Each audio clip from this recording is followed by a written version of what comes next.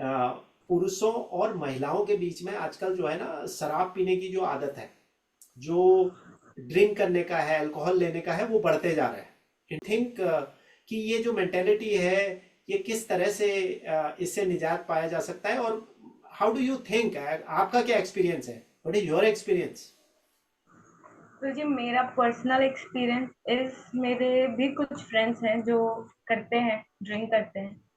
और कभी ऐसा होता है, बहुत रेयरली वैसे, I try to avoid this situation. पर हम्म। कभी ऐसा होता है कि मैं वहां बैठी हूँ बट वो कर रहे हैं ड्रिंक, और मुझे, मैं इतनी फर्म हूँ अपने डिसीजन पे कि I always say no, and once there is a no means always no. Hmm. तो मुझे ऐसा लगता है कि मेरा पर्सनल एक्सपीरियंस तो बहुत इजी रहा है इन चीजों में, क्योंकि मैं हमेशा से क्लियर रही हूँ मुझे नहीं करना है। हम्म। और बहुत, मैं बहुत फॉर्चुनेट थी, मुझे ऐसा लगता है मैं बहुत ब्लेस्ड हूँ कि मुझे बहुत पहले ही शीला प्रभुपाद जी के द्वारा, उनके बुक्स के द्वारा मुझे पता चला कि चार चीजें लाइफ में फॉलो करना बहुत इंपॉर्टेंट है: hmm. No intoxication, hmm. No gambling, no meat eating, and no illicit sex. Hmm. These four rules are the basis of life, I think. हम्म। तो मुझे ऐसा लगा कि मैं बहुत फॉर्चुनेट थी कि मुझे ये चीजें बहुत पहले से पता चल गई, तो मैं इन चीजों में कभी इन्वॉल्व ही नहीं हुई। हम्म। पर यस, ये आजकल है प्रॉब्लम बहुत ज्यादा। अगर, एक आई रिमेम्बर कि एक 2016 में एक सर्वे हुआ था हम्म। जिसमें 56%, I think, yes, 56% males, I think 56 54 something males थे, एंड 32% कुछ विमेन्स थी हम्म। जो वो करते थे, अल्कोहल कंजप्शन करते थे। हम्म।